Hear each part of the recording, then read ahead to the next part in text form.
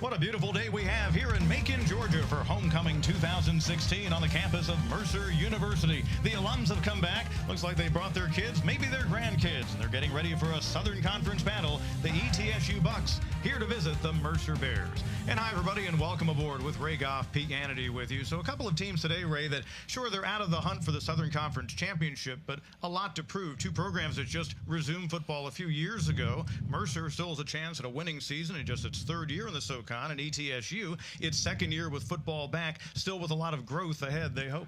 Well, you know, they really do. I mean, they're really preparing for the future. And, you know, obviously, Mercer has a chance to have a winning record. East Tennessee State University, I mean, you know, they've had a tough time starting the program and coming back, and, you know, got great coaching staff, great players, but they have no seniors. And that's a very young team, so they continue to look for leaders. One of them that's emerged, a linebacker, Dylan Weigel. He had a great season last year, and this year in his first year in the SoCon, he has 75 tackles. He's done a great job talking to Coach Torbush before the game, and he said he's the heart and soul of their defense, and he's got to play well today. You talk about guys who are leaders, heart and soul players on the offensive side for Mercer. Their senior quarterback, John Russ, 14 TD passes this year, but in Russ, they've got a multi-dimensional quarterback. He's not as big as most people would like, but he does a great job. He has a mobility to be able to run the football, and he's actually an outstanding thrower as well.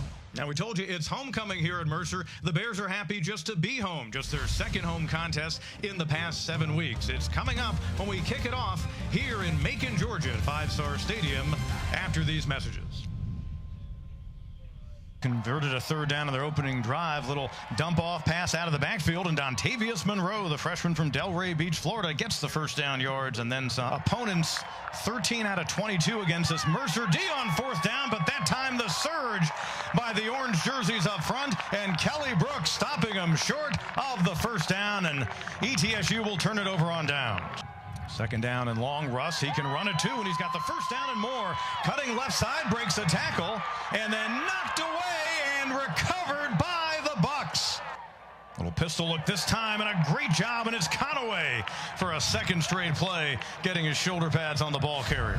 As they're 0 for 3, Russ looking to throw, firing, caught, and the touchdown. Found his tight end, Robert Brown, at the front of the end zone, and Brown getting in the end zone on a reception for the first time this year, and Mercer strikes first. Really a nice job by Robert Brown, catching the football, getting in the end zone. And you could see his, he broke out away from the strong safety or backside linebacker that was there, and he just never saw it. And Herring, the lefty, rolling right, firing long and completing. Ponchilla in Mercer territory makes the grab, knocked out of bounds inside the 25. This one of more considerable distance, about a 32-yard try on the way. And that one is up and good, and ETSU getting on the scoreboard for the first time this afternoon. So German now 1 out of 2 in the ball game, 7 out of 10 on the year. And here in the third quarter, it's now a 7-3 Mercer lead. Will be sidelined for the rest of the game. We saw him leave the game on crutches at halftime. Great Powell, the receiving end from Herring. It'll go for an ETSU touchdown. 69 yards on the Herring to Powell connection. Those two hooked up for 52 yards last week. They thought, hey, why not go for about 20 yards more this time? And the Bucks have their first lead of the afternoon. Trying to make it a 6-point lead. That one has the distance, and it's good. So German now 2 in a row and 2 out of 3 in the game. Mercer coming in on the season, 4th in the league, rushing about 160 yards a game, and Russ a big part of that. He's also a big part of it with his arm, and he looks for the end zone, and he's got his receiver, Marquise Irvin, for the touchdown. Tavian Lott on the coverage, and Marquise Irvin showing that athletic ability for his 7th touchdown grab of the year. I was afraid a little bit that they might call offensive interference, because it sure appears that he pushed him a little bit to get some separation. These teams have been good inside the red zone offensively this year as far as the SoCon goes. Here's a throw to the front of the end zone and caught for the touchdown.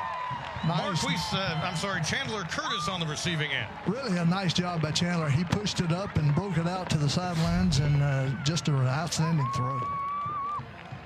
Rolling to his left, the righty, John Russ, and Chandler Curtis in front of Ryan Powers, trying best he could to defend it. For Curtis, his 4th touchdown reception of the year, so John Russ continues to build on a fine afternoon. That's his third touchdown toss, and now 17 on the season.